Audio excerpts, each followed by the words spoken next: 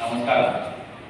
మనము ఇవాళ Miryalaguda sub division police along with task force officers అందరూ కూడా we have apprehended today 5 transformer theft offenders. వీళ్ళు ఐదుగురు ఇప్పుడు సింగరేణి కాలనీ చంపాపేటలో ఉంటున్నారు. వీళ్ళ పేర్లు మెగావత్ రంగా నాయక్, జటావత్ ఇమాం నాయక్, జటావత్ మౌలానా నాయక్, షేక్ జటావత్ వలీ నాయక్, కితావత్ సునీల్. వీళ్ళ ఐదుగురు బేసిక్గా పిడుగురాల పల్నాడు డిస్ట్రిక్ట్ ఆంధ్ర నుంచి ఉన్నారు. గత కొన్ని సంవత్సరాల నుంచి నల్గొండలో తిరుగుతూ రెక్కీ చేసుకుంటూ హైదరాబాద్లో చంపాపేటలో ఉంటారు. వీళ్ళ మోడస్ ఆపరేండి ఏంటంటే 1-2 days ముందు అగ్రికల్చర్ ఫార్మ్స్, ఎక్కడైనా అగ్రికల్చర్ ఫార్మ్స్ లేకపోతే అవుట్స్కర్ట్స్ ఉన్న ట్రాన్స్ఫార్మర్స్ని వీళ్ళు 1-2 days ముందు రెడీ చేసుకుంటారు.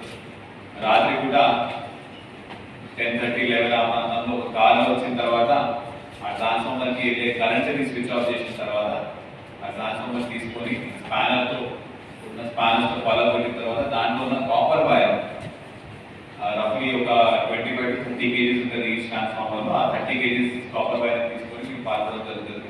మన నల్గొండ జిల్లాలో ఇప్పటి వరకు మనం ఎఫ్ఐఆర్ రిజిస్టర్ చేసి ఇన్వెస్టిగేట్ చేసింది రఫ్లీ 34 కేసులలో వీళ్ళు అక్యూజ్గా ఉన్నారు మన దగ్గర.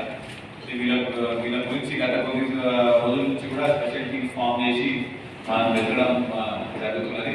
అదే గ్రామంలో వాడపల్లి పోలీస్ స్టేషన్ లిమిట్స్లో పెట్రోలింగ్ టైంలో స్పెసిఫిక్ ఇన్ఫర్మేషన్ విన్నాం. మన ఎస్ఐ గారు వాళ్ళ టీంతో పాటు పెట్రోలింగ్ చేస్తున్నప్పుడు వివిధ సస్పీషియస్ మేనర్గా కనిపిస్తున్నప్పుడు వాళ్ళని పికప్ చేసి టార్గెట్ చేస్తే వాళ్ళు ఇప్పుడు మనకి సేమ్ పీపుల్ వీళ్ళు 34 ఆఫీసులు ఉన్నారు. సూర్యాపేటలో కూడా 1-2 ఆఫీసులు ఉన్నాయి. అది కూడా మనం వెరిఫై చేస్తున్నాము.